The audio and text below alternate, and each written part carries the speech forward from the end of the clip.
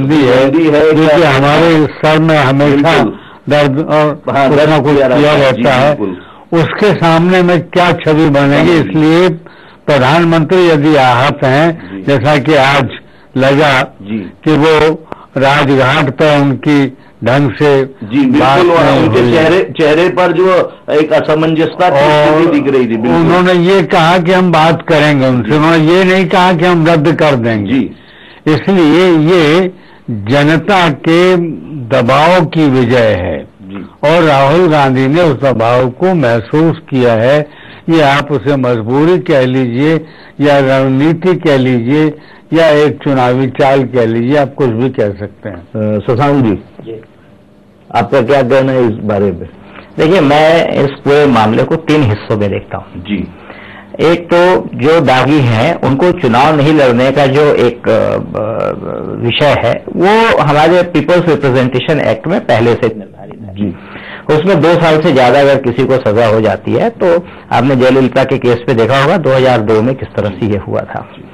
अब दिक्कत यह थी कि लोग अपील में लाके मामले को चुनाव लड़ लेते थे और संसद में पहुंच जाता। इस बात को लेकर सर्वोच्च न्यायालय ने वो फैसला दिया।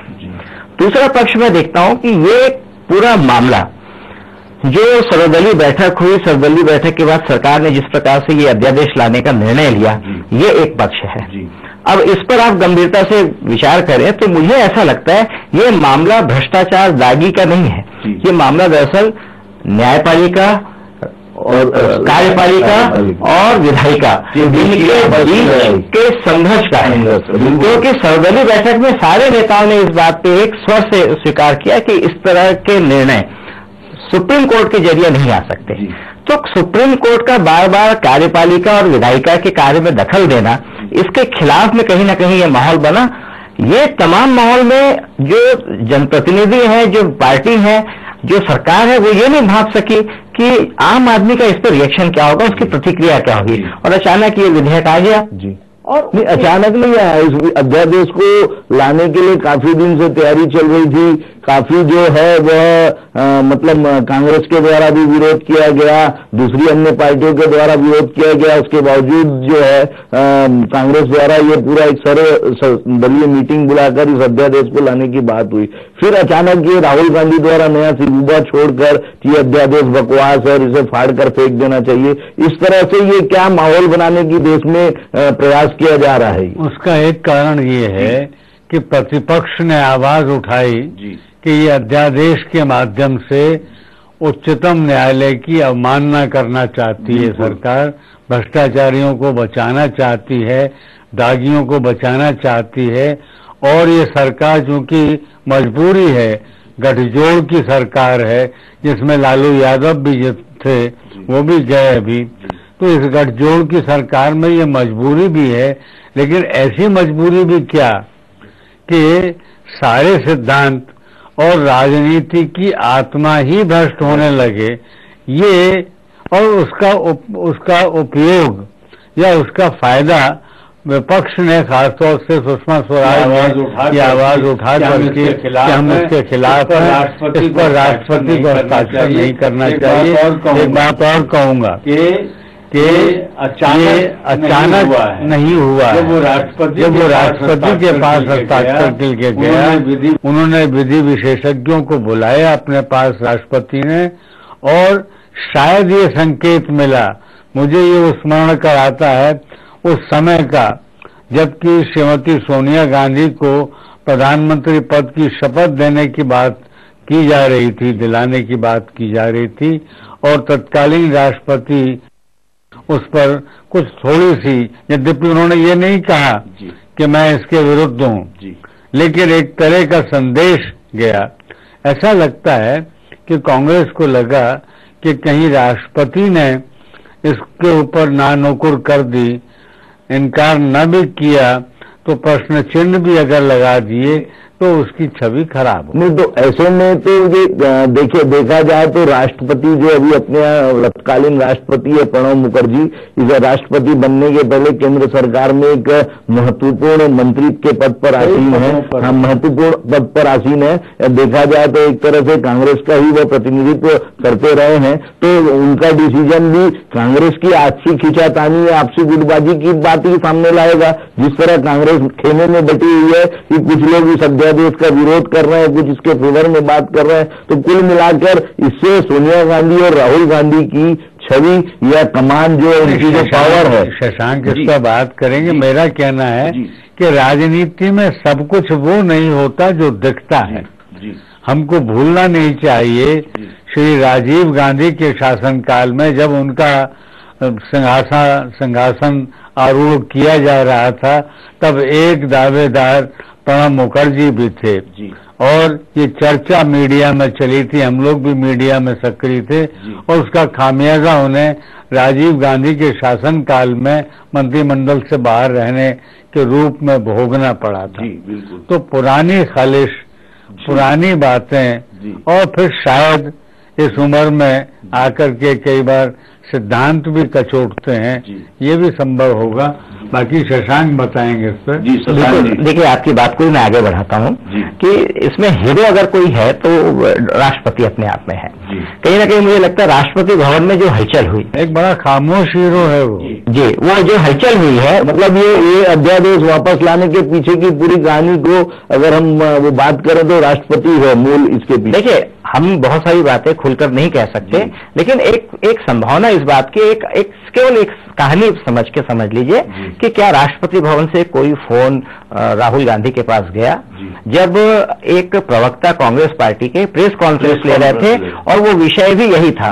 क्या उस समय कोई ऐसा फोन राष्ट्रपति भवन से किसी के भी माध्यम से गया और कहा कि भाई इस विधेयक को लेकर इस तरह की समस्याएं आ रही हैं, आप इस पर विचार करें? और इसके पहले कि कांग्रेस के प्रवक्ता कोई अपनी बात कहते, तत्काल राहुल गांधी आके उस मुद्दे को वो अपने पक्ष में खींचने के लिए एक उन्होंने प्रपंच रखा। ये भी एक पक्ष हो सकता है। तो एक पहलू ये भी है, अगर ये अध्यादेश के विरुद्ध इतने मुखर नहीं हुए होते राहुल गांधी, तो बहुत संभव है कि लालू यादव के खिलाफ जो अभी जो मामला कल जो आने वाला निर्णय आया है, वो निर्णय हो सकता है थोड़ा बहुत कहीं प्रभावित हुआ होता। इसमें मैं एक बात और कहना चाहूंगा कि राहुल गांधी ने जो भी इस विधेयक को, इस अध्यादेश को लेकर जो रुख उसने अपनाया, तो मुझे लगता है इसके भी दो पहलू हैं। जिस तरह से उन्होंने इसका विरोध किया कि मैं इसे फाड़ दूंगा, ये बकवास है, इसे रद्दी देना चाहिए, वो तो फिर एक कागज था वो। लेकिन वो एक जो उन्होंने उनकी बॉडी लैंग्वेज जो थी वो बड़ी अग्रेसिव है, वो हमेशा ऐसे कुर्ते को ऊपर बांह चढ़ाना और इस तरह का जो उनका एक उनकी बॉडी लैंग्वेज है।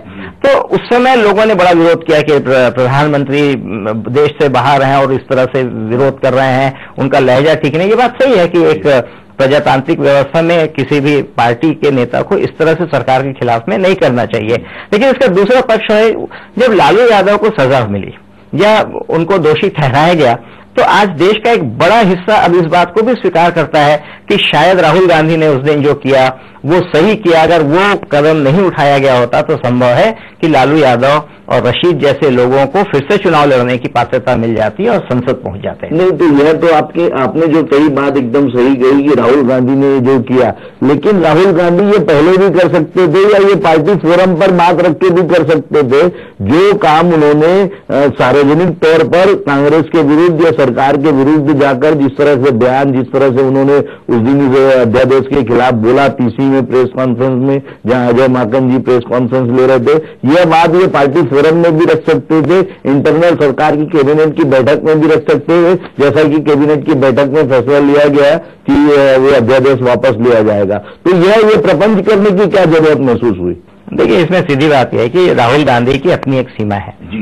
वो सरकार में नहीं है, इसलिए कैबिनेट का हिस्सा नहीं है, वे कोर ग्रुप में नहीं है, सर्वदलीय बैठक में वो नहीं थे।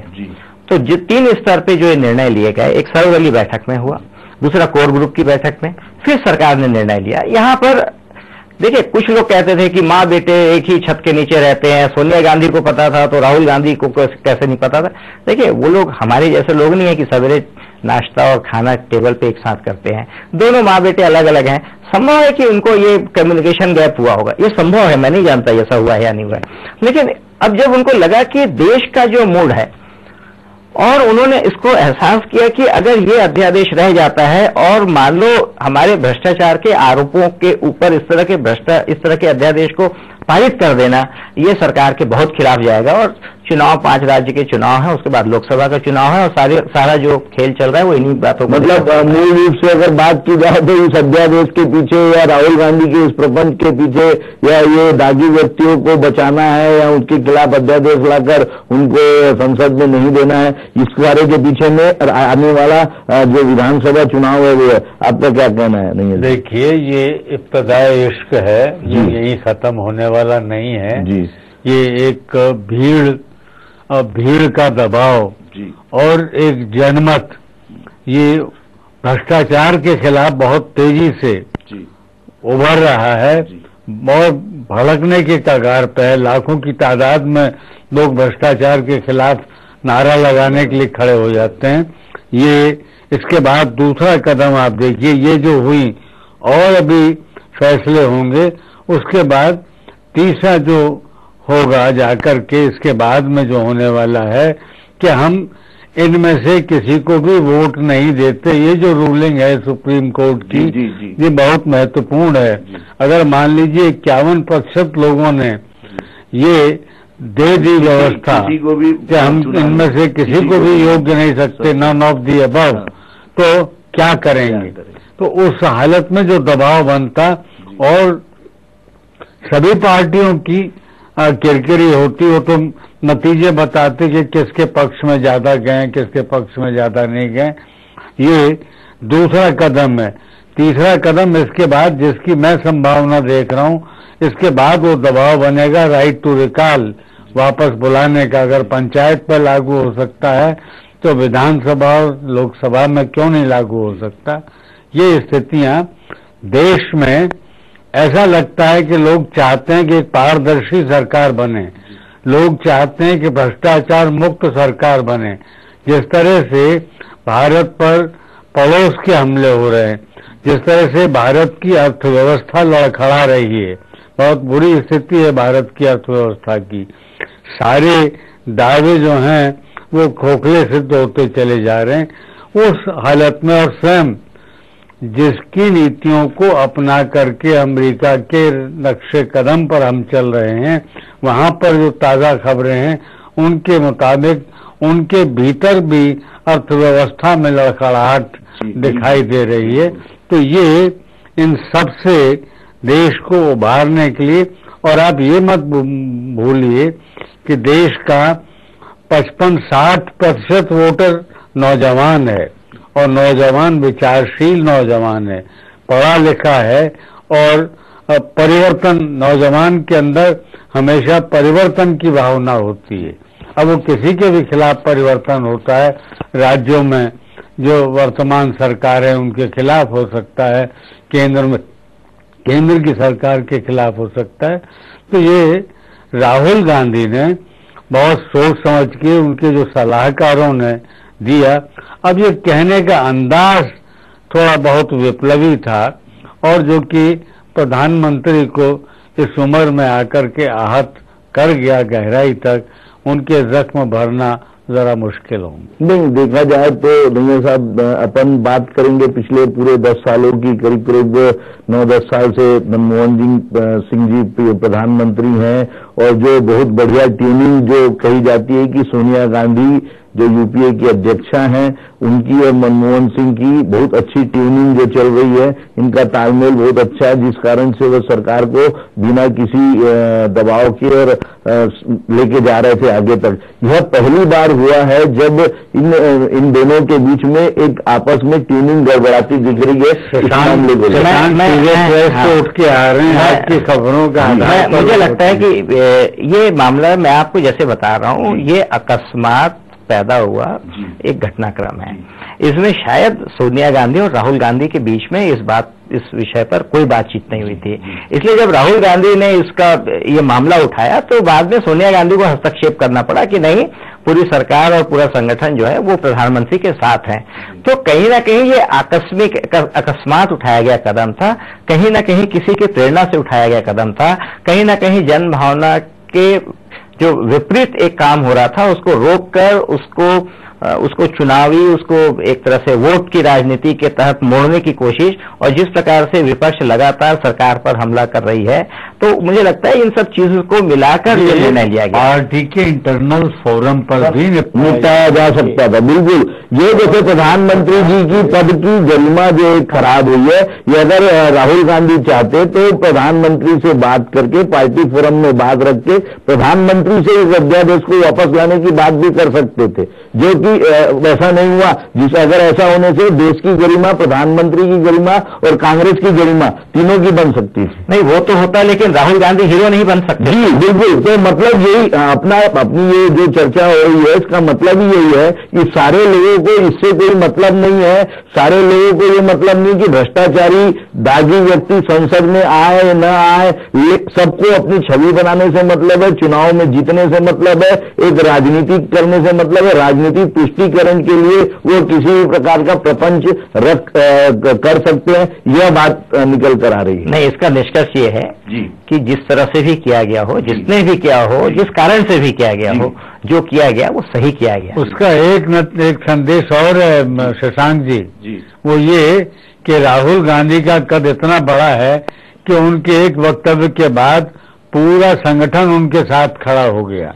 उनका खंडन स्वयं सोनिया गांधी भी नहीं कर पाई, या प्रधानमंत्री का बहुत बचाव खोल करके वैसे नहीं कर पाए, तो उनको एक भविष्य की उम्मीद के रूप में कांग्रेस प्रोजेक्ट कर रही है।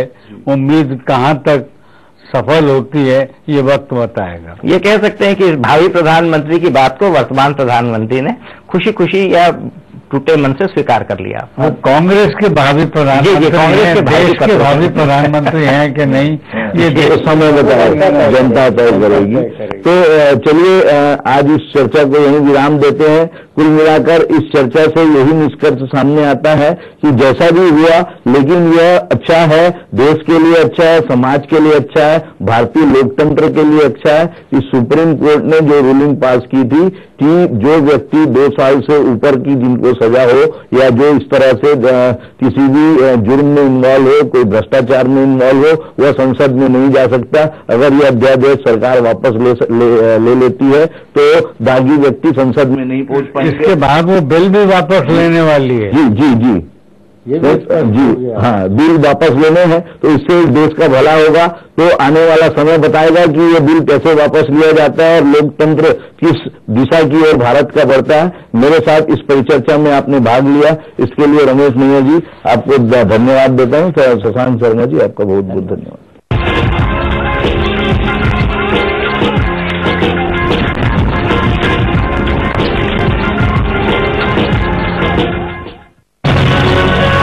छत्तीसगढ़ एक ऐसा राज्य जहां है देश की सर्वश्रेष्ठ सार्वजनिक वितरण प्रणाली और खाद्यान्न सुरक्षा योजना के साथ ही लागू है पोषण की भी सुरक्षा। राज्य के सभी 56 लाख परिवारों को निःशुल्क स्वास्थ्य बीमा योजना का लाभ देने वाला राज्य। सुगम और सुचारू प्रशासन के लिए जिलों की संख्या 16 से 27। नारी सशक्तिकरण और बच्चों के लिए बाल हृदय, बाल श्रवण जैसी योजनाएं, साथ ही संजीवनी 108 की सौगात। राज्य के हर तबके के लिए आवास की व्यवस्था। नक्सल प्रभावित क्षेत्र के बच्चों को प्रतियोगी परीक्षाओं के माध्यम से सक्षम बनाकर समाज की मुख्य धारा से जोड़ने का प्रयास। असंगठित क्षेत्र के मजदूर और कामगार के हितों का ध्यान रखने वाला राज्य। किसानों के लिए सिर्फ 1% ब्याज दर पर ऋण और उनकी उपज का एक दाना समर्थन मूल्य पर खरीदने वाला राज्य। एक ऐसा राज्य जो है जीरो पावर कट और साथ ही देश का पावर हाउस, क्योंकि छत्तीसगढ़ है देश का सबसे तेजी से विकास करने वाला राज्य। विश्वास का आधार, विकास लगातार, विश्वसनीय छत्तीसगढ़।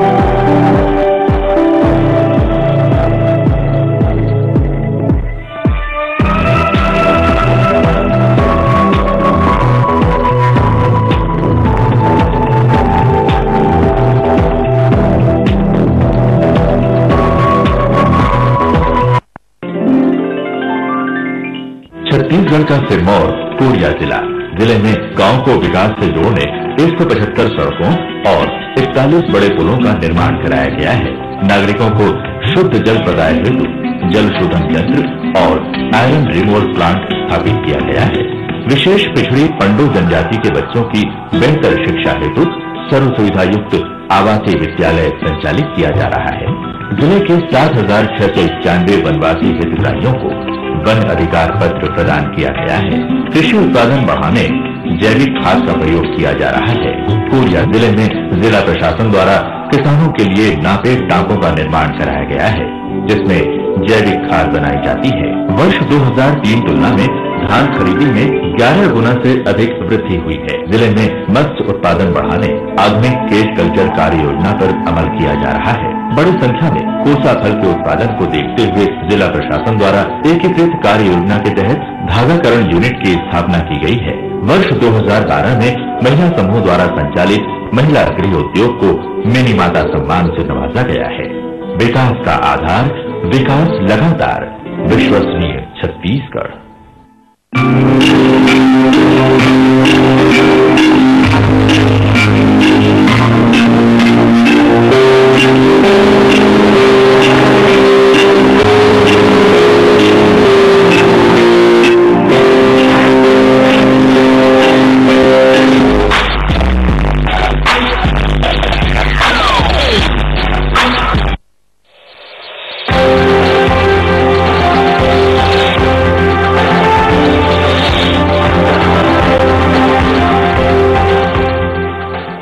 नमस्कार, डीएसएन न्यूज में आपका स्वागत है। मैं हूं अमन गिल। सबसे पहले नजर डालते हैं बुलेटिन की सुर्खियों पर।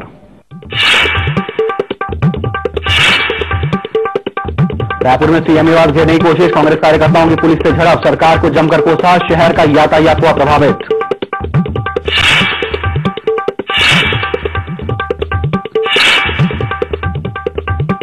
चारा घोटाला मामले में लालू को 5 साल की सजा, संसद की सदस्यता भी खत्म, पार्टी जाएगी हाईकोर्ट।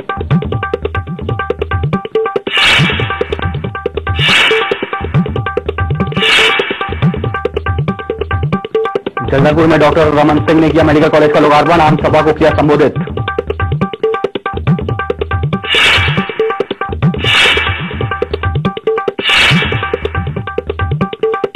और पुलिस बना रही है ऑटो की कुंडलियां।